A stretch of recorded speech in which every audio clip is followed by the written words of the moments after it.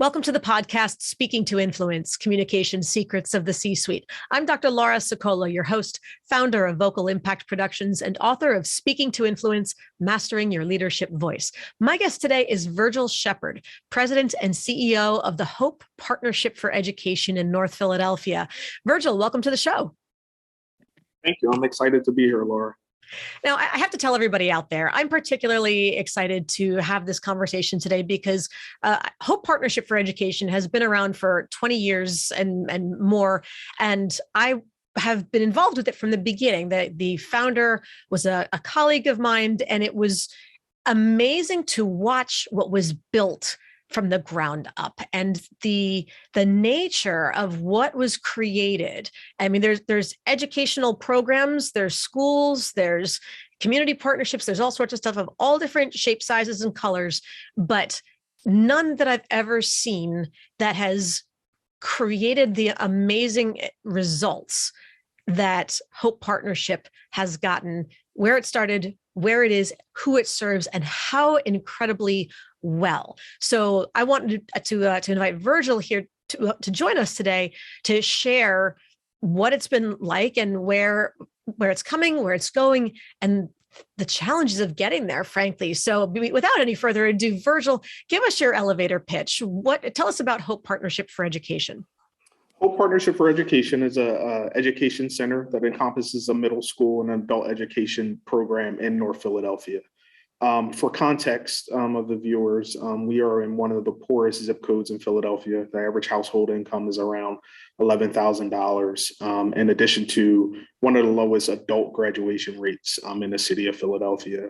Now, before you go on from there, I want to make sure that people heard that correctly, this is not out in the middle of rural anywhere. Not that it would have been a lot of money there either, but this was smack in the middle of a major metropolis city. Average household income is $11,000, correct? Yes. Okay, so yeah, that would be challenging. All right, so go on with that. When our founders came up with the concept, they did a lot of research. And one of the things that they were researching was the community that they wanted to sit in. And they chose this community because of some of the statistics that I mentioned before. They also did a lot of due diligence in terms of reaching out to the community to identify the needs. And one of the things and what that did was influence our model as a whole.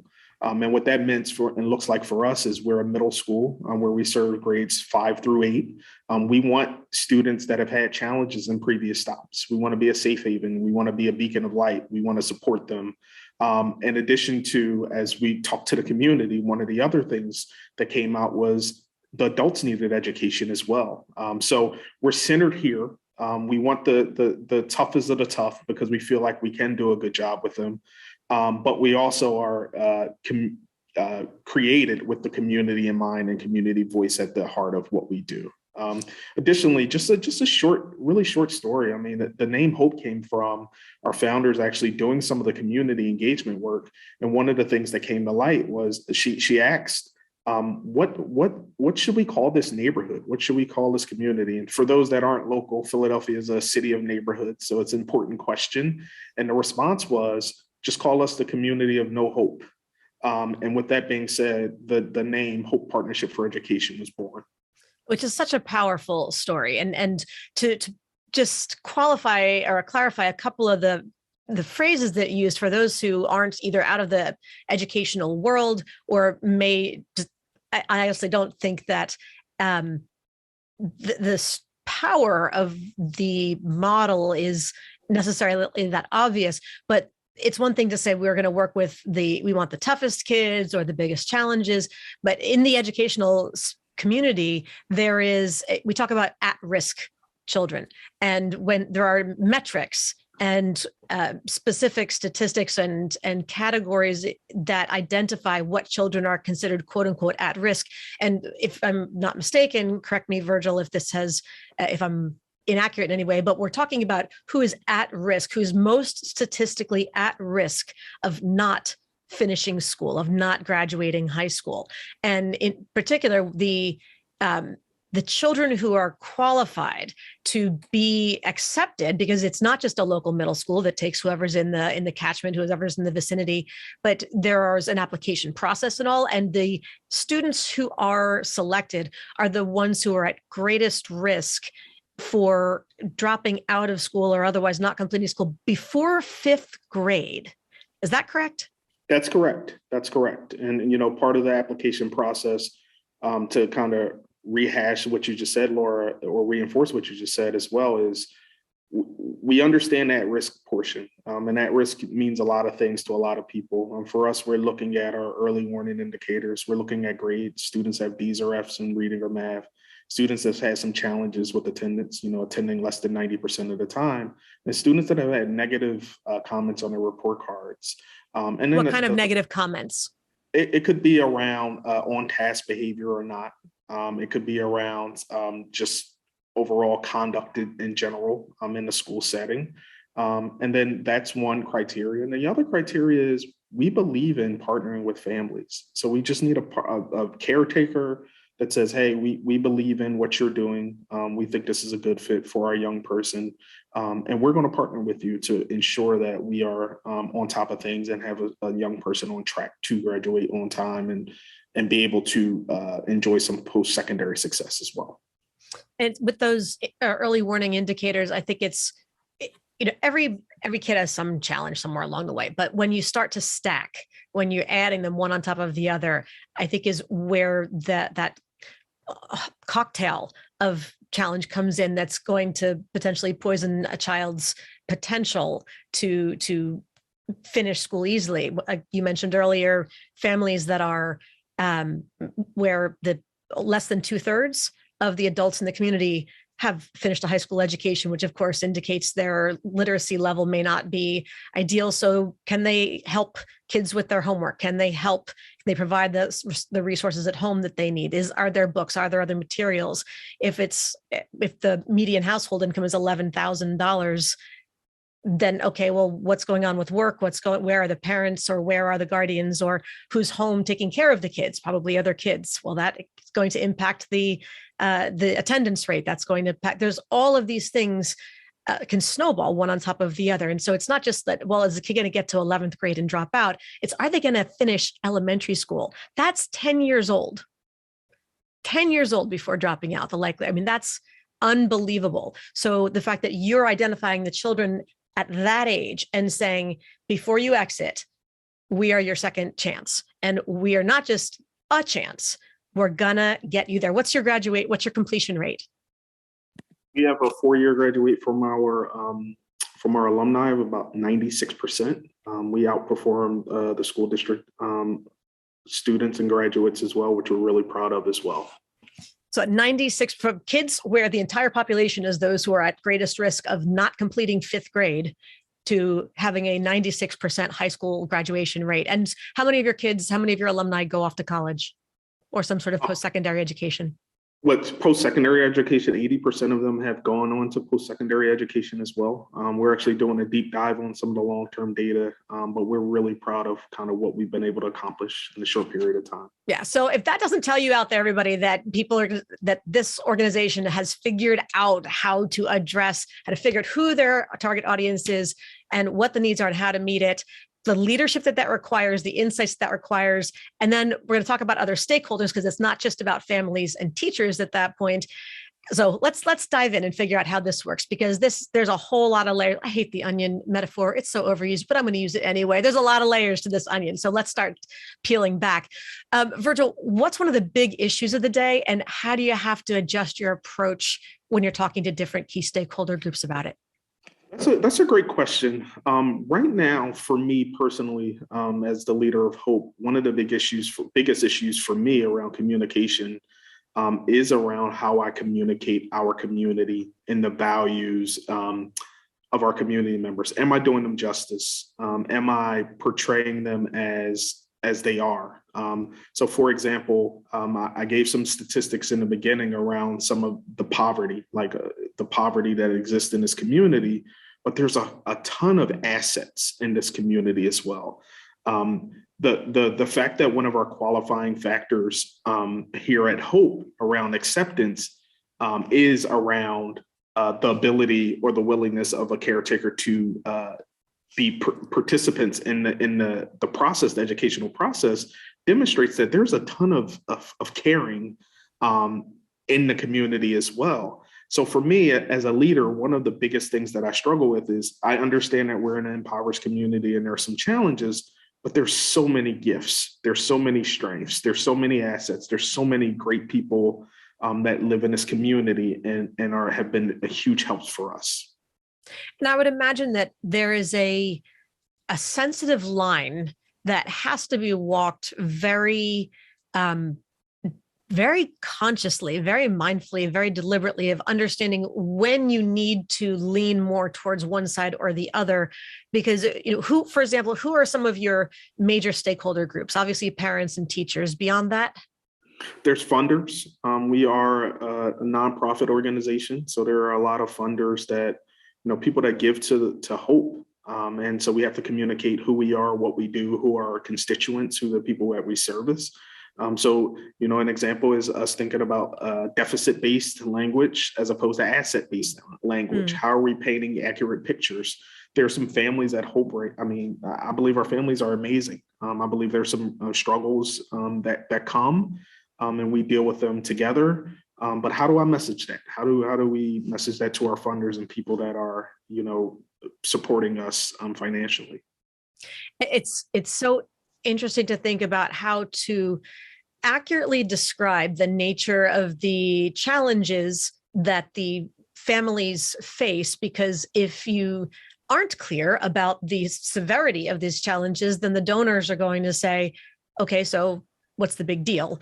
And you need to make sure they're crystal clear on exactly why so many resources are being requested, the kinds of donations we need, because you are a private school and it's not a public school, it's not a charter, it's not something more typical along those lines. Students are there on scholarship. But at the same time, we don't want to define the children by their challenges. We don't want to define the community members by their challenges, and want to make sure that it's equally clear that they're like everybody else. We're all people. We all deserve these opportunities. We all, et cetera, et cetera. So to know when the pendulum in conversation needs to swing to focus on, well, are we trying to focus on how they're just like everybody else and not different, versus no, why they are different, and what that does with promotion and marketing and development language? I would think, am I off on this, or? No, you're on basis. I mean, and sometimes it's not even describing who we serve, but I think some of the systemic challenges that exist. Many of our supporters are well-intentioned and have been long-term supporters, but that doesn't necessarily mean that they understand some of the systemic inequities that exist and how that's influenced our community as a whole. So, I find a lot of conversation that we have around poverty. And some of the systemic causes of poverty, and how we, what's the vehicle to get folks, out of poverty? How do we do some of that work as a whole? So it's not only just our constituents, but it's the more complex problems that we also find ourselves having to, explain, not even explain, but I think educate on or iterate around or discuss with many of our supporters. What's one of the biggest misconceptions you find people have about the participants in the Hope community? I think one of the biggest misconceptions is that people don't want to do better. People aren't willing to work. People aren't willing to help themselves from circumstances. And that goes back to some of the systemic challenges that exist. The families at Hope are here because they want to do better. They are working really hard to ensure that the young people are educated, and even our adult learners are there because they want to do better. Many of our adults are in the programs without a specific goal of a GED or things of that nature. Some of the adults are here because they want to build skills, basic skills that they may have missed along the way. Like what? So I would say a lot of literacy skills. We have some adults that are in the program that have regular diplomas from Philadelphia Public Schools and still may be challenged with basic reading and writing and some other things, and they understand that, and they have goals, and they want to come back and better themselves. So I think as a whole, one of the biggest misconceptions is that, people that live in, our community may or may not want better. But what I do know is that there are a ton of people that want better, and we want to be part of the solution. And is there a particular way you need to correct those misconceptions when you're talking to different kinds of donor groups or other community partners, or do you have to be, how do you address that in a way that is tactful but still poignant? I think part of it is a work in progress. Sure. It's something that I continue to iterate on, but I think still having the conversations and also doing some internal work about our stance and who we are. Like we're actually doing a deep dive now with the new team, new development team around our marketing strategy. Like, is it clear, is it succinct? Where do we draw lines in the sand? What are some of those things? But what I would say overall to Laura, related to that, is the beauty of Hope is we bring people from all different backgrounds together. Our supporters, our students, our families, our staff are from different backgrounds. And the environment that's been created here is an environment that allows people to share their individual backgrounds. So we want to continue with that. So whether it's with board members, having an opportunity to spend time in a school or socialize with staff and things of that nature, we've been very intentional about creating those spaces so we can have some of the dialogue that needs to happen. First and foremost, we have to draw a line in the sand. Who are we? What are we doing? What are our non-negotiables? And we're in that process now, but it's definitely a process. In all of this, who's the toughest audience that you ever had to get through to? In this current role, I think it is funders. We are in a time, as you're well aware, we're coming at, a lot of folks like to say, a racial reckoning, but we know that there's a lot of undertones and things that have existed forever. It just kind of boiled over a little bit in new times. So we have some long-term supporters when we've taken a stance in some of those situations that don't agree with the stance. For example, I just had a person apply for an open position here, and they wrote me an email after reading our equity statement saying, while I believe your equity statement is commendable, I don't share in your beliefs, so I want to withdraw from this application process. Interesting. Okay. So I say that to say that I think that we're in a space right now in the country where people are very sensitive about points of view, and I think people that are giving to institutions are more likely to walk away now based off of beliefs than they have been in the past. Wow. That's good to identify, especially if they're going to be working for you. If they're applying for a job there, let's identify where there's not a fit just as fast, if not faster, than where there is a fit. That's helps chlorinate the gene pool, shall we say. Absolutely. Now, what's an important lesson you learned when you first went from being an individual contributor to leading a team? There were a lot of lessons. I think the first lesson for me is now this was not at Hope, right? This was not at Hope. So prior to Hope, I worked for a nonprofit organization, a national nonprofit organization, and I had a really big team. The team was about 320 people in total. And so what I learned was we had a ton of moving parts. Picture 320 people, probably 35 different locations. So the amount of information that needed to travel in that space and the succinctness, we always had some issues with communication. So what I learned in that first lesson was that I had to find a way to be intentional about communication, managing the flow of communication, managing the volume of communication, and being intentional about what's expected from the amount of communication that was actually being shared. How much communication is too much communication? I think how much communication is too much communication is too much communication is when people don't miss the task related pieces in the communication. And that began to happen for us as a big institution. And one of the things that we did was we sat back as a leadership team and we said, how can we control the amount of communication that's going to teams, all valuable, and then how can we code it? So the solution that we came up with was a weekly email that was coded and urgent. It was information. And then there were things that you could hold within the next 2 weeks. So it was information that you need now. It was things that had action attached to it, and then things that were relevant for the next 2 weeks. And we did that weekly. And the amount of emails, text messages, and I'm going back to BlackBerry days. So just to let you know, the amount of BlackBerry Messenger decreased drastically. And then we also had completion rates. We had things that needed to be done, tasks that were very important because we were grant funded, that we saw an uptick in because of this streamlined communication plan. Yes, yes. Now, and I think we can all empathize with the need, desire, and pleading on your knees to have there be less email, fewer text messages, less overall communication, just have it be more focused. And frankly, the challenges of knowing that you've missed stuff because it just got lost in the avalanche. So that's unfortunately something way too many of us can relate to. Now, this brings us, Virgil, to the influence challenge of the day, our listener 24-hour influence challenge. What is one way, this is your chance to talk directly to our audience and challenge them to take one step that they can complete within 24 hours to have more influence? How would you like to challenge our listeners today? I would like to challenge our listeners to reach back to one person that has influenced you professionally, personally, and just tell them thank you.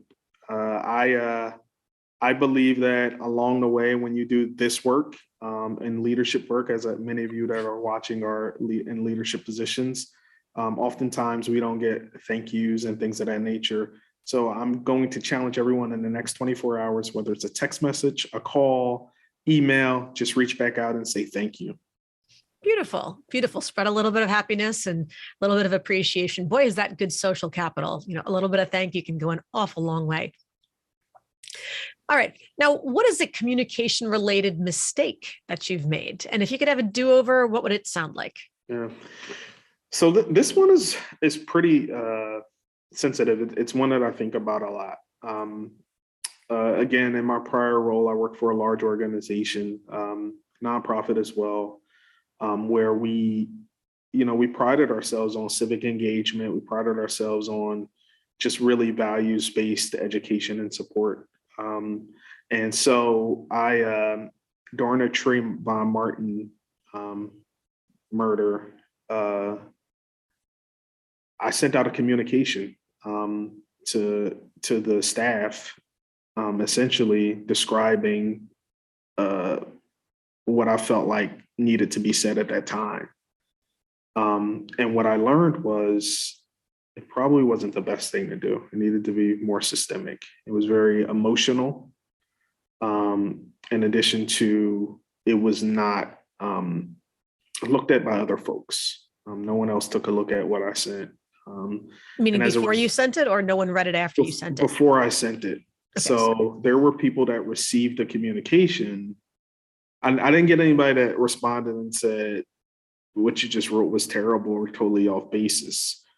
The response that I got was, but you missed this, and this wasn't strong enough in terms of my stance. Whereas before I sent it, I'm looking at it and I'm saying, is this too strong? And I think what I got from a response perspective from many of the folks were, this wasn't strong enough. And what's your stance? And so, I've kind of reflected on that over the years. And the struggle in a situation like that is, one, working for an organization that receives funding from everywhere, but also prides itself on diversity of everything you could think of, religion, sexual orientation, all those things, political. We were an apolitical organization. It was our tagline, like, we don't get involved in politics.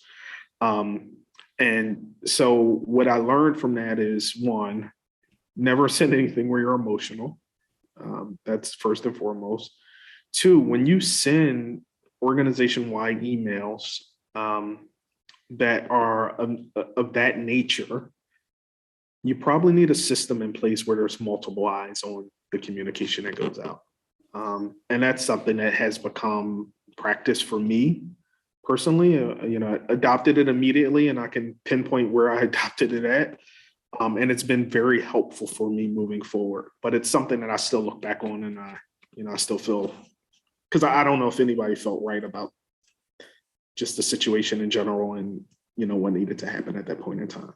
I think those kinds of situations, Trayvon Martin being just one in sadly way too large number of incidents where they're so sensitive, and despite best intentions in wanting to address it and to reach out to your people and let them know that you care and want to serve everybody's needs, one person's eyes just can't be enough. That they need to have multiple people give some input, offer a little bit of feedback. What did I miss? Kind of co-draft it, co-collaborate, and you'll never make everybody happy. There'll always be somebody on one end who says it's too strong and somebody on the other end who says it's not strong enough. So, I don't think there is perfection, but at least if I'm hearing you correctly, it's the idea that multiple sets of eyes can try to cover as many bases as possible and get as close to perfect as you can. That's correct. That's correct. And it's a system, like I said earlier, Laura, like I've adopted to today. Where there will be multiple people there. I didn't mention it earlier. I'll also admit it was my first time. It was the first time that I was in a situation as a leader. One of the first times where I felt like I have to do something. And that probably contributed to my hastiness in that way. But you still need to be able to build a system that helps you communicate what you're actually trying to convey. Yes. And of course, under situations like that, time is also of the essence, because with everybody being so hyper sensitized in the moment for good reason, that every second feels like an hour. It's like, what are we waiting for? Where's the response? Where's the direction from leadership? Where's the guidance? All this. So the delay feels interminable. And at which point that doesn't look good either. So that is the perfect segue to Laura, because that's the downside of this new system. That's the feedback that I've gotten around, that it's like, when you're going to send something, when you are going to send something, because we are taking our time now to, make some decisions. You've touched on the other side. I think there's the upside and the downside to many things in the leadership and communication world. But that's some of the feedback that I've gotten around things that have kind of occurred since then. Under those kinds of situations that are mission critical, urgent, and God willing, there won't be any others, much less many, but that being ideal, would it be worth sending out sort of a preliminary acknowledgement message, just saying, we're here, we're seeing you, we will be in touch very shortly, but with something more comprehensive. But for now, know that we hear you, we see you, we care about you, and we're working on identifying the best solutions for everybody. I think you are mocking me, following me, because that has become part of my process. In particular, to a situation that is more emotional, where I'm able to say, hey, I've witnessed, I've seen the news, or I've witnessed what I'm working on gathering my thoughts before sending out something more detailed. And that has been well received. It's been well received in that way. Good. And I can only imagine that it would be. So that's not surprising at all. I'm sure you've done it exceptionally well. What's an approach that you've used to address an accountability issue with somebody on your team? So one of the things for me, around accountability is I believe personally that for you to hold someone accountable, you have to deliver high bits of support. So there's high levels of accountability, high bits of support.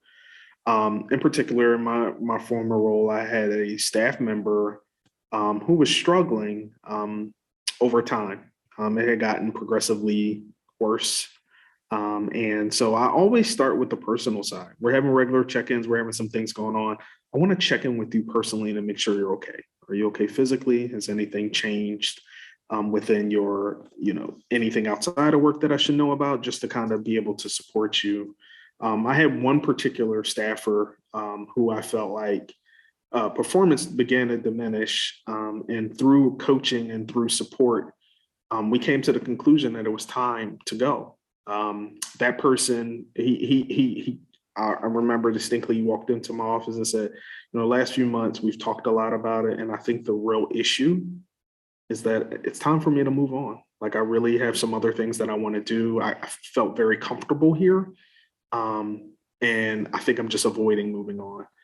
I'm happy to say that that person moved on. And not only did they move on, they're doing exceptionally well. And they're actually running some programming for Hope through a phenomenal job that is more rewarding. And when I see him, when he comes into Hope, it's the biggest smile that I've ever seen, because he's in the right place. And he's also being able to help our community. So it's a great story. High levels of accountability, high levels of trust, but I always start with the personal side and the caring side to see if everything's okay with that person. Yes, I think was it Howard Newton who was known for saying that tact is the ability to make a point without making an enemy. Yes. And it sounds like you've mastered that art, the ability to have that accountability conversation, and inevitably more than one of them. But when it's getting them to realize that it's time for them to move on and being able to mutually arrive at that decision, to agree upon it, and to be able to part ways where there's no hard feelings. We just have realized this is where things need to go, where our paths will divide, but to still maintain the relationship in a way that is mutually supporting and beneficial. I think that's really beautiful. Congratulations on that success. Thank you.